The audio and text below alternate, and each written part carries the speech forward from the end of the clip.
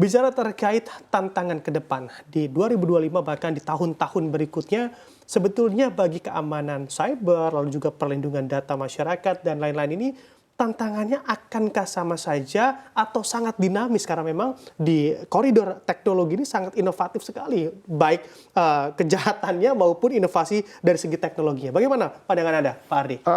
Yang jelas tantangan akan semakin meningkat ya. Baik. Teknologi berkembang pesat, itu kan sekarang berkembang tiap detik gitu ya. Kalau kita bilang ya apa, tiap detik dan ya otomatis resikonya juga bertambah dan ancamannya juga bertambah, polanya juga makin meningkat ya, bertambah. Terus juga modusnya apa namanya semakin beragam ya. Dan kita harus ingat, kita ini kan bukan pencipta, bukan inovator teknologi, kita ini konsumen. Nah, kalau kita tidak bisa ngimbangi perkembangan teknologi itu dengan pengetahuan, ya kita akan tertinggal ya, kita akan terus-menerus jadi korban. Ya, lagi-lagi itu kita banyak kesempatan emas yang sebetulnya kita sudah hadapi, tapi kita lalui begitu saja, tidak dimanfaatkan ya. Makanya sekarang bagaimana sekarang kita bisa mengakselerasi itu, nah itu kuncinya di pendidikan. Ya, pendidikan masyarakat, bagaimana kita membangun literasi digital ya secara fokus kepada masyarakat, ya itu paling tidak bisa minimalisir ya kesenjangan yang ada gitu. Tapi kalau itu tidak dilakukan secara bersamaan dan melibatkan semua pihak, kayak industri, pemerintah ya, masyarakat, ya tentunya itu akan timpang ini. Jadi itu kuncinya di situ menurut saya. Oke, baik Pak Ardi, terbaru ini kan ada kabar dugaan terhadap yang mana ada data NPWP yang bocor.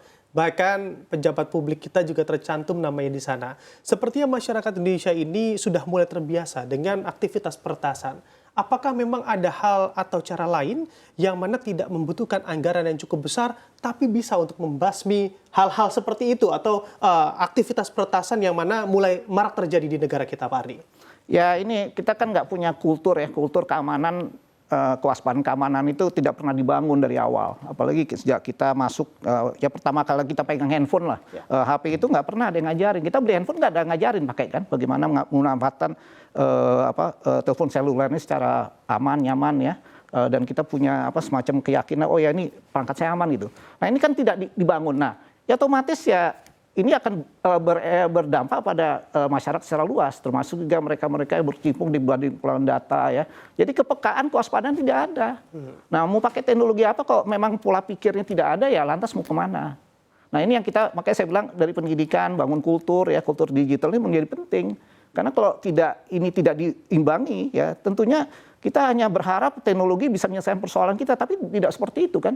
Di balik teknologi tetap harus ada peran manusia. Nah, ya kalau nggak ada manusia, ya lantas teknologi nggak mungkin berjalan sendiri. Kan? Itu yang menjadi penting. Makanya bagaimana sekarang kita bangun kualitas manusia kita yang memang memiliki kepekaan, ya, kewaspadaan dan juga bisa memilah mana yang baik untuk kita, mana yang tidak baik untuk kita. Nah ini yang menjadi tantangan. Nah, apakah ke depan ini anggaran ini bisa memenuhi syarat? Ya kembali lagi saya bilang tidak pernah akan cukup gitu. Baik, oke baik. Saya akan kembali ke Pak Willem. Pak Willem, kita sudah dengar bersama begitu ya bagaimana sebetulnya urgensi dari pos-pos anggaran terkhusus bagi keamanan cyber atau pertahanan data masyarakat kita. Kalau dikaitkan dengan investasi atau capital inflow yang mana juga bisa saja berpeluang terhambat karena hal-hal kondisi yang tadi juga sudah disebutkan oleh Pak Ardi, apakah ini juga kaitannya menjadi erat? Investor jadi takut masuk karena mana memang keamanan cyber di negara kita yang masih cukup minim, Pak Willem. Iya, tadi sudah disampaikan juga Pak Ardi. Jadi kultur tadi istilahnya ya, kultur keamanan ya, cyber itu sebetulnya bagian dari government sebetulnya harapannya ya, yaitu melindungi masyarakat. Bahwa lompatan untuk teknologi itu memang ada di dunia usaha, baik swasta maupun BUMN. Lompatannya, karena kita sangat ketinggalan baik di hardware maupun software. Itu belum kembangannya ya, hardware ada semikonduktor, ada AI ya, kemudian juga internet dan sebagainya. Itu lanjut bisa dilakukan oleh swasta atau dunia usaha atau BUMN.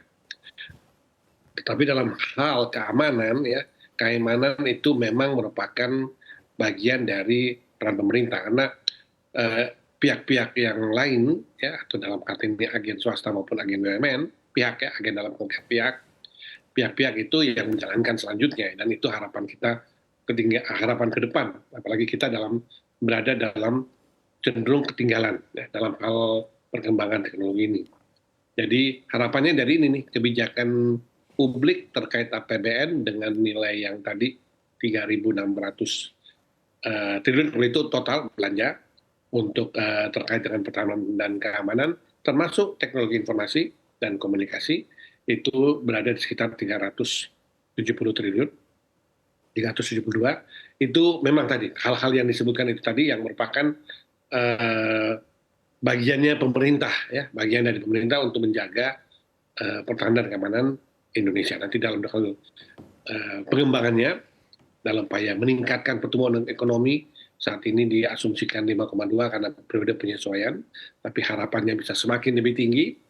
Itu tidak ada cara lain kecuali memberi rasa aman melalui anggaran yang dari pemerintah ini, dan kemudian menciptakan, mendorong baik domestik maupun luar untuk mengembangkan bersama-sama teknologi kita.